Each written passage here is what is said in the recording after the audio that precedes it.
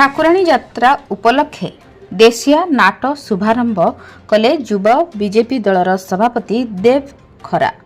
Laxmipur block गौड़गुड़ा grammar चैती ठाकुराणी यात्रा उपलक्षे अंचलवासी मनोरंजन निमंते एक देशिया नाट आयोजन करथिले। कोरापुट जिला युव बीजेपी दलर सभापति देव खरा मुख्य अतिथि भावे जोगदे देशिया नाट को रिबन काटी शुभारंभ करथिले। एही समय रे सम्मानित अतिथि भावे गौड़गुड़ा ग्राम पंचायतर सरपंच श्रीमती भगवती मुदुली, बीजेपी मंडल उपसभापति अजय कुमार खरा, ओबीसी मुदिरछा उपसभापति लेश्वर साहू और पिकन, संपादक मंटू हियाल एवं आम कोरापुट जिला प्रतिनिधि संजय कुमार पाणी जोगदे मां ठाकुराणी निकट पूजार्चना कर नाट शुभारंभ कर आखपाख अंचलवासी मनमुग्ध होई राति तमाम देशिया नाट देखि मन भरा उपभोग करथिले।